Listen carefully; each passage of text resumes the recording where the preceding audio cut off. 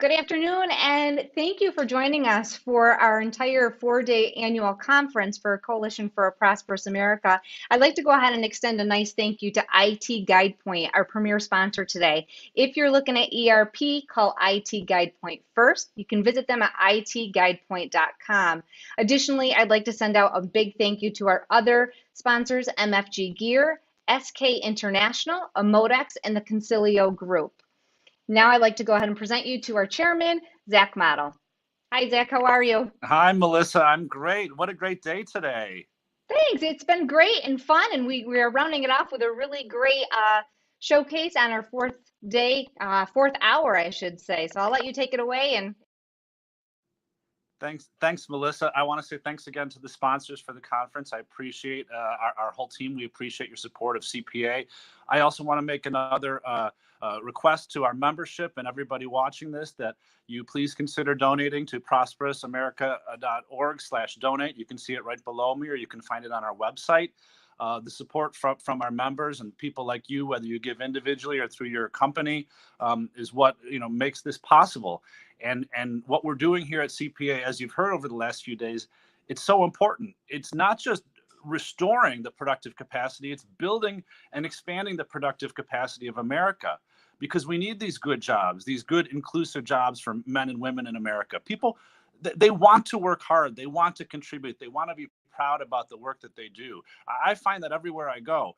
And so we need to be able to have a country that gives them those opportunities to do that, to contribute in a way that's meaningful for them and their family, and however it is, however it fits for them. And so, when we talk about the policies at CPA, it's reducing the trade deficit and things like that. But it's such a bigger thing than that. The good jobs, the national security, so we can have a free America and a free world and keep being a leader in that. And that's what we've talked about over the last few days. And so your support, your donations can help us keep doing that, hiring the great staff and doing the great research. This is hard to do. And as you know, there's no other organization that represents exclusively domestic producers in America. We heard from our friends in labor. We heard from our friends in agriculture, ranching, and farming. We've heard from manufacturers. We've heard from people in government, and we heard from policymakers about how important this work is. And so we're counting on you to help us keep funding this and keep doing the great work. So I want to say thank you to the membership. Thank you for your participation in CPA. I want to say thank you to everyone, all the panelists and the people that participated in discussions here to make this conference informative and successful today, the last few days. And I also particularly want to thank our wonderful staff at CPA. I'm a volunteer. I have my own full-time career, but the people at CPA, all of our staff, led by Michael Stumo, they're the ones who are really making sure that where the rubber hits the road, that CPA is there and getting the job done and representing your interests. So I'm very grateful to them, to the staff. We've grown. We have some new staff members coming on also over the next few months. You'll see as we continue growing and increasing our work and our influence. I want to say a special thank you to Melissa Tallman. You've seen her throughout the conference, our marketing membership director. Melissa worked tirelessly to make this platform work. I know we all wanted to be here in person. The reality is we couldn't. So she has worked really hard to make this platform work. She made sure everybody had what they need when they needed it. The trains ran on time. Thank you, Melissa. It wouldn't have been that way without you. Thank you, Michael. And thank you, everybody on staff. I'm grateful for all your hard work. So that's really the conclusion of what I wanted to say. I know we've got one more great member talk coming up here with Clyde Prestowitz, so please stay tuned. You're going to hear from Clyde. He's an awesome author. Most recently wrote The World Turned Upside Down, America, China, and the Struggle for Global Leadership. I know you'll enjoy Clyde. So here he is right now. Welcome, Clyde. Great to have you here. Thank you very much, Zach.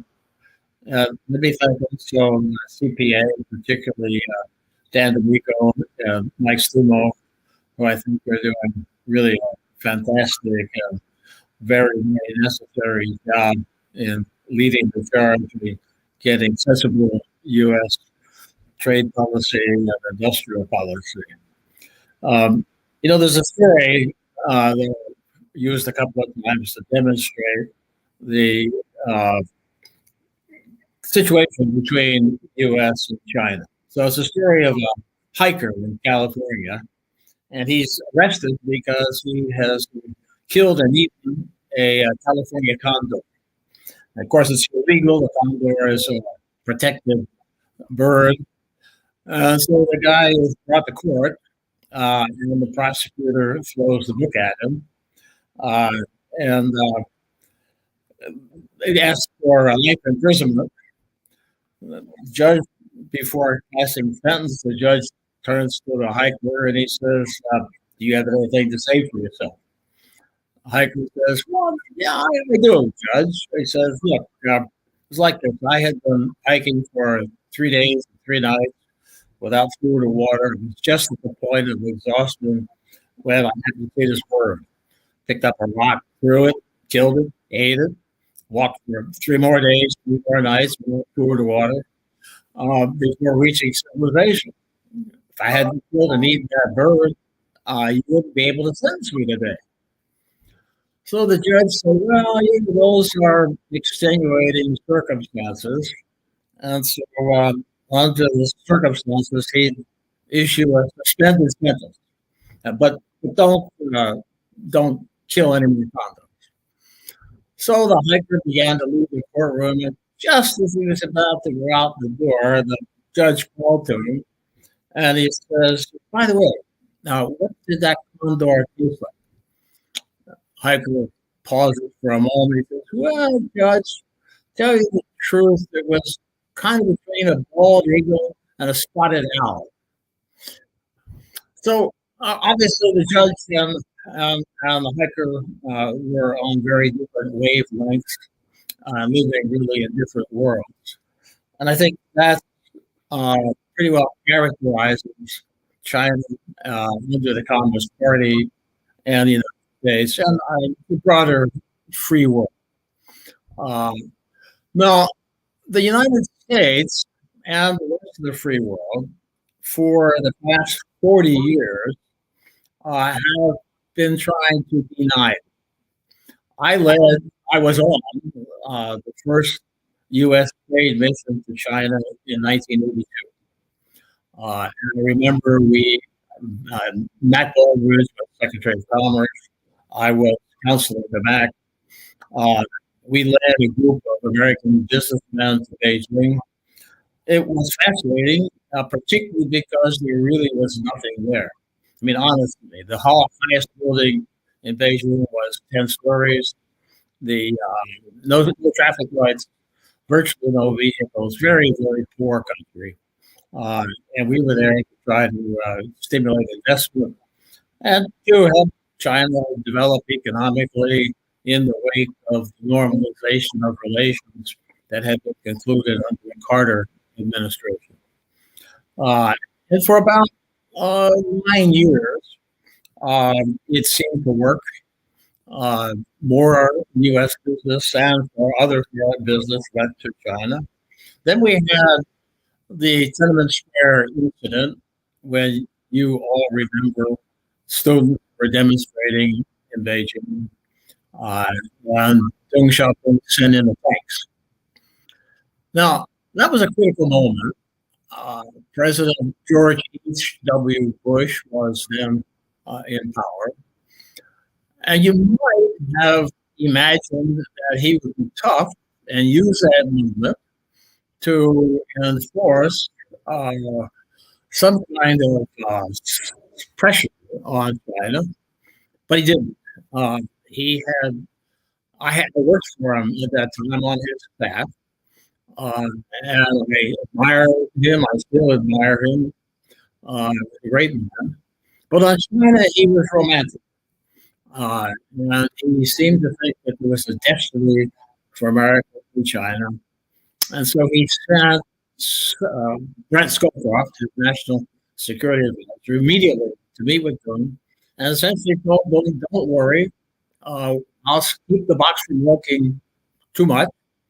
And Scowcroft added that he said to Deng, "Your best friend in the world right now is President George H.W. Bush." And so from that moment, until 2001, there was a rush of investment transfer of technology to China.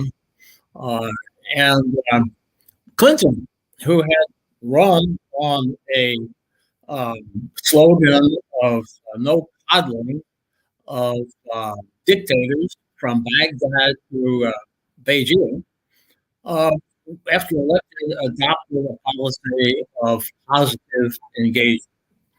And positive engagement meant that we encourage more U.S. and free world investment in China, more transfer of technology, and the creation of global supply chains. And I think it's important to point out and emphasize that this approach was led by very important free world and U.S. business leaders. Some of the top business leaders in America saw a possibility to really benefit from a kind of marriage with China.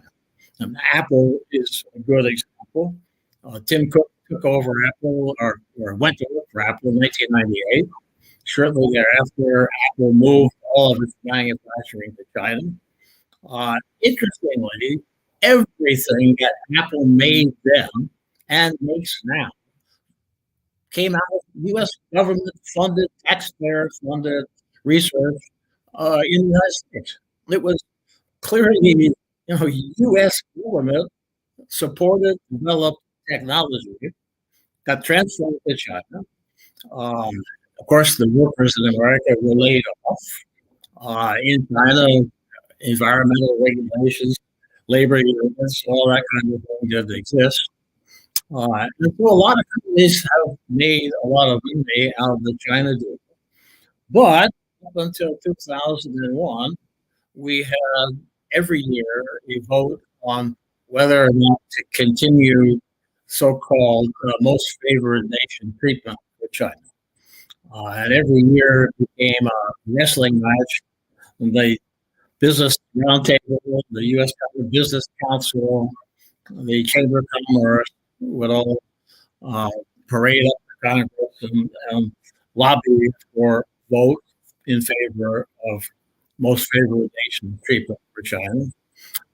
So finally, in 2001, we brought China into the World Trade Organization. And many of you will remember the argument for it was that China would reduce its tariffs. We would not have to reduce any tariffs.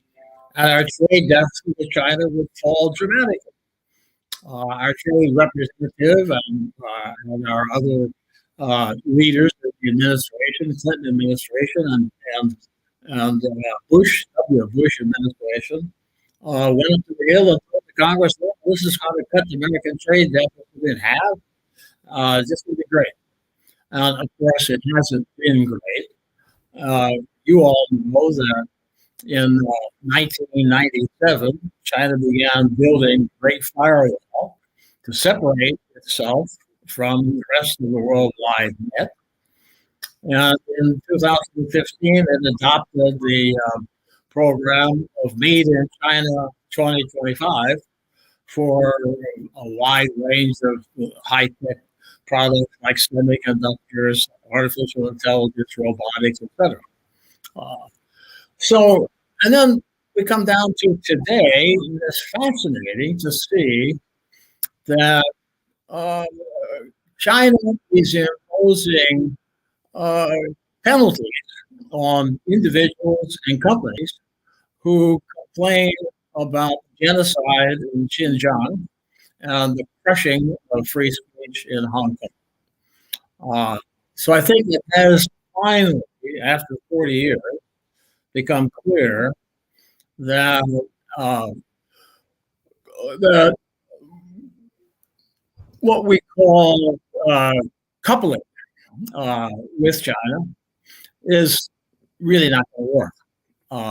And it effectively posits or it opposes ideals of freedom, free trade, free markets, free speech with authoritarianism and and genocide, and, um, and a regime in China that clearly is aiming to become a global hegemon. And so the question we're faced with is, how do we respond? And the answer, I think, is that with all of our energy,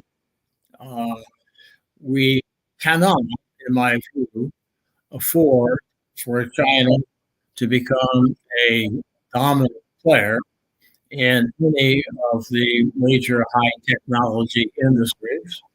And we can't afford for ourselves or the rest of the free world to become highly dependent on China.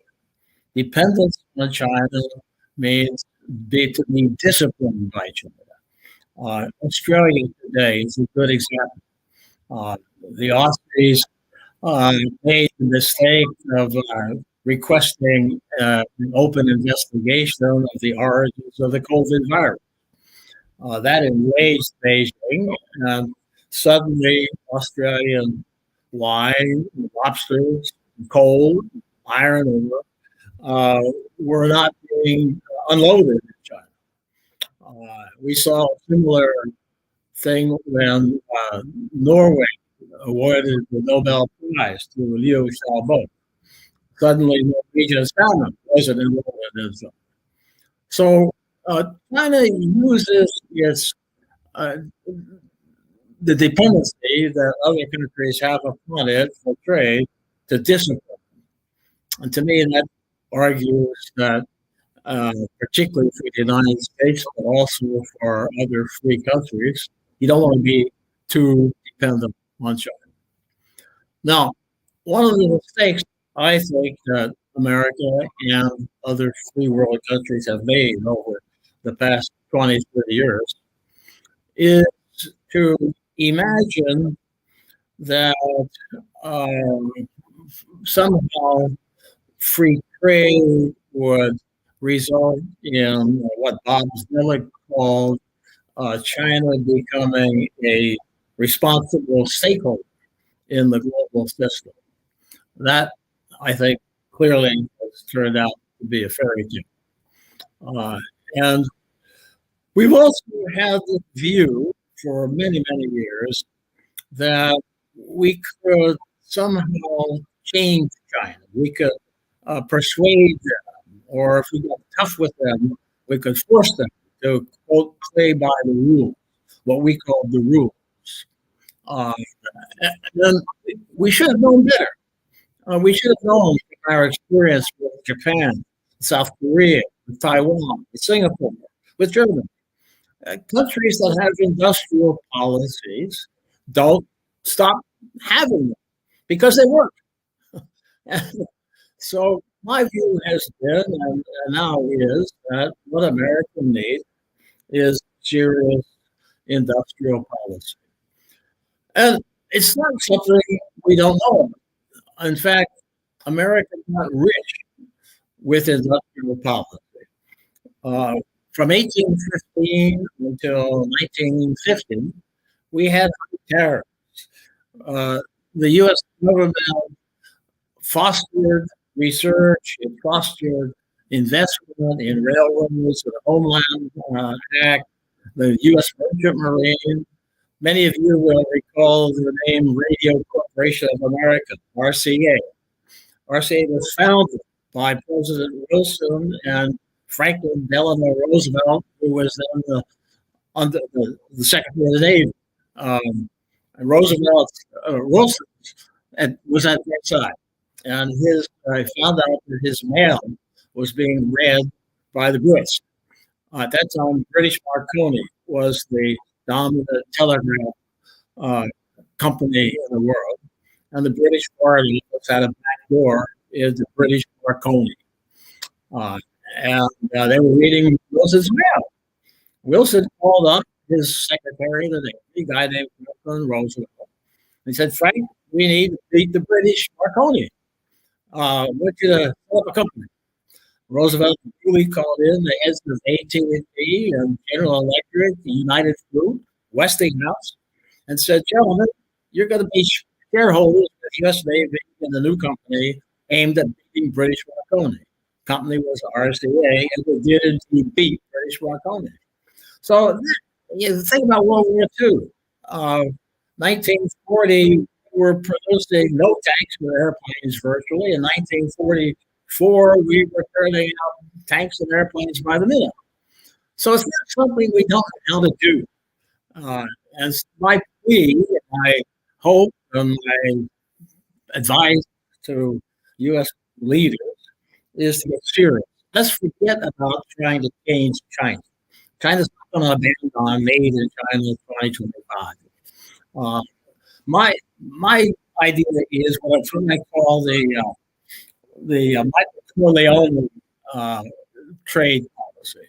You remember Michael Corleone was fighting with other mobsters, and at one point he said to one of his opponents, he said, "Look, it's not personal; it's just business."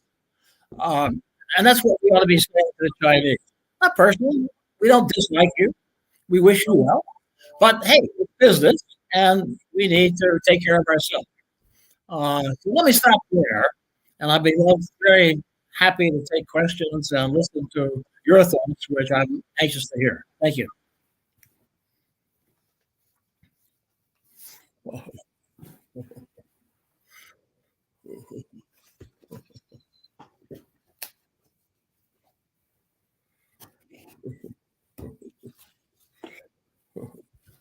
Any questions? I have a student. Hi, Clyde. Thank you so much. No questions are coming in yet, but how many books have you authored so far? Oh, this is my 8th book. Yeah. Your 8th book. Right. God bless you. And each one you get deeper and deeper into the trials and tribulations. Well, there's been a progression. The first book I wrote was in 1988. It was called Trading Places. And it grew out of my experience of the lead U.S. negotiator with Japan on all the trade friction of the 1980s. Then in 2003, I wrote a book called Domination, dealing with the problem of terrorism. In 2005, I wrote a book called 3 Billion New Capitalists, which dealt with then the beginning of the growth of China, also India, trying to look at the impact of these huge nations becoming modernized. At that time, Tom Friedman from the New York Times was writing a book that came to be well known as The World is Flat. Tom and I were often in the same city interviewing the same people, and we would have dinner or lunch, and I kept telling him the world is not flat. And I think China has helped me prove that the world is not flat. I do have a few questions now. We are on a bit of a delay, so by the time you are done with your presentation, we've got some flooded questions coming in. Right. So to shareholder capitalism, right? Has this change helped China to incentivize our companies to offshore our industrial base and thereby help China build its power? Yeah, I think the Chinese strategy has been really brilliant. And I remember in 1989, 1990, Bob Galvin was then the chairman of Motorola. And he said to Kobe, he was trying to take advantage of the relative weakness that China had incurred as a result of the Tiananmen Square problem. And so Bob went to China and negotiated and agreed with Deng Xiaoping that he would set up Motorola China, but that it would be wholly owned by Motorola. At that time, China had a requirement you had to have a joint venture, and Bob was able to get them to agree that he didn't have to have a joint venture. And I remember him telling me how proud he was that he'd been able to do that deal. But as I look back on it, I think how brilliant Dung was. Dung said, "Yeah, sure, Bob, come on over and bring us all your technology. And by the way, we're going to copy it and steal it, and we're going to overrun you with exports from here.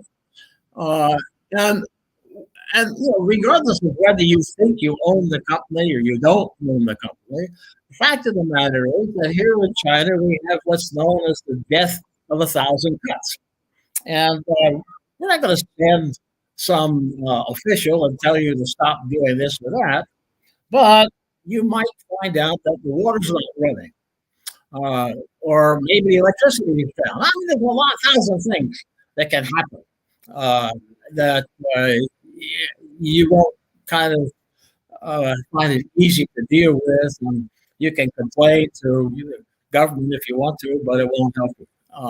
I think a lot of foreign companies, they sold gold, they sold El Dorado in China, and what they didn't understand was that there are no rules in China. It's only power. And once you're there, you're hostage. And whereas big-time CEOs in the U.S. Have enormous influence in Washington, they spend a lot of money on politics. They have armies of lawyers and lobbyists. They have entree from the White House to the Congress. In Beijing, they're on their knees. They don't have any scope. And they're subject to the death of 1,000 cuts. And that was something that only, I think, recently is people becoming more aware of.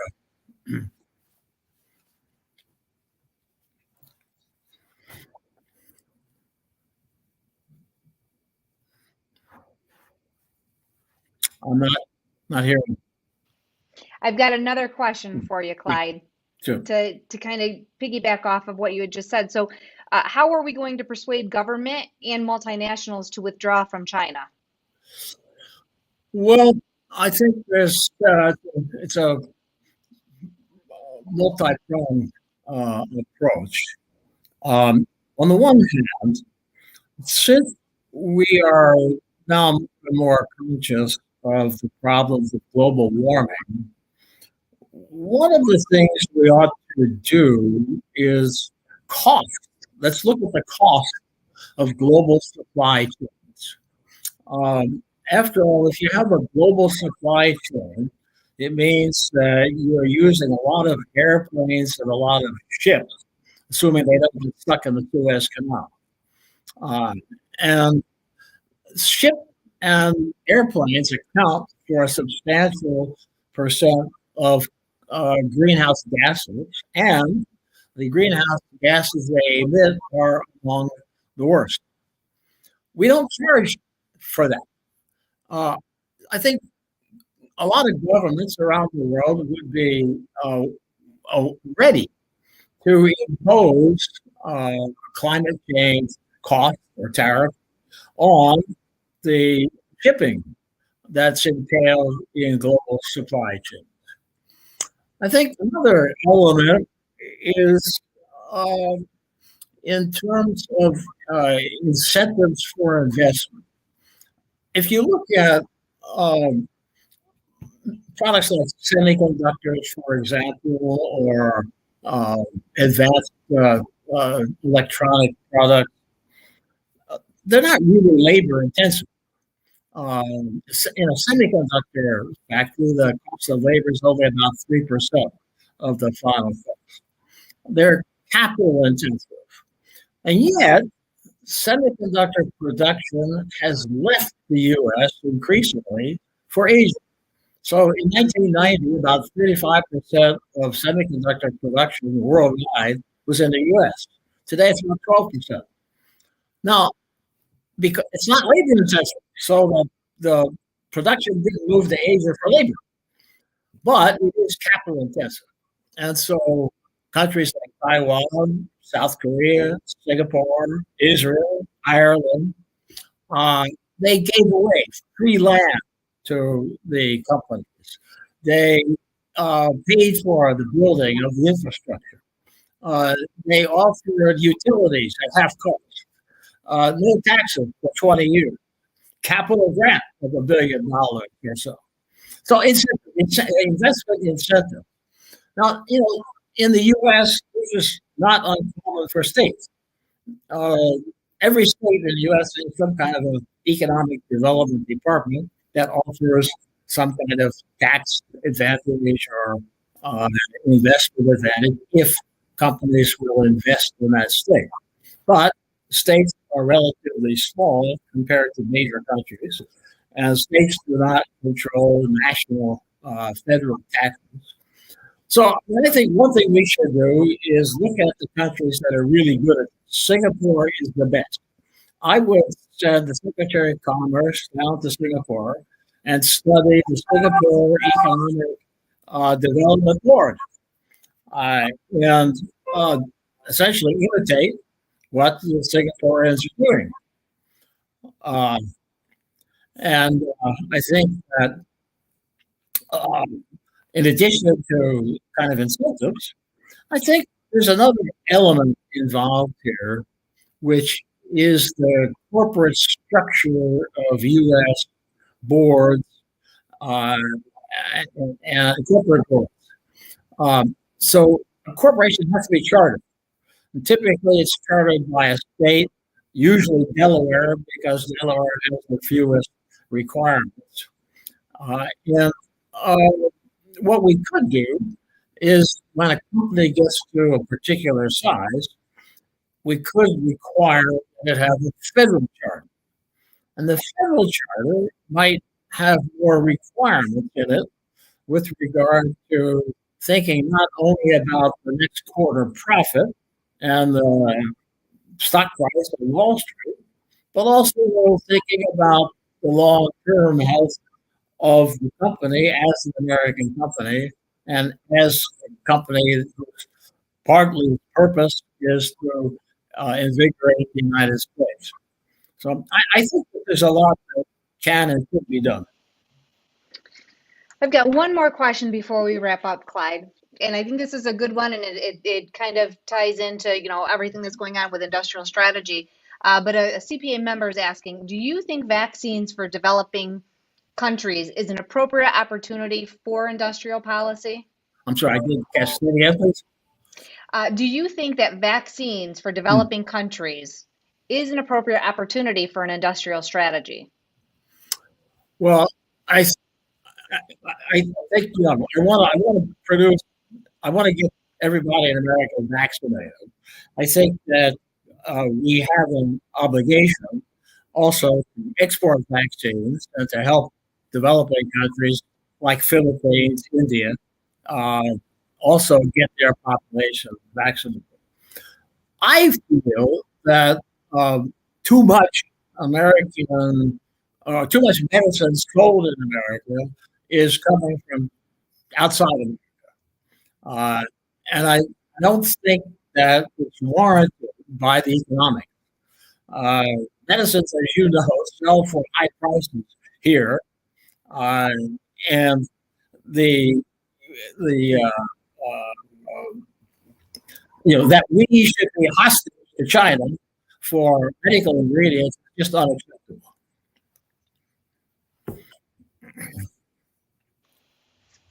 Stan, thank you so much for all of this and your time. We do really appreciate everything. You can go ahead and purchase a copy of Stan's book right on Amazon called The World Turned Upside Down. And Stan or Clyde, I do appreciate your time today. Thank you. Thank you. It's been a great pleasure. Hope to see you again. Thank you. That'll conclude our 2021 annual conference for the Coalition for a Prosperous America. If you are looking to go ahead and take an active participation, you can go ahead and donate online. It is a 501c3. We are a nonprofit organization. So all of your donations goes towards our funding research to bring more economical growth. If you'd like to become a member, feel free to join our website at prosperousamerica.org. You can become a member today, individual or company. Thank you.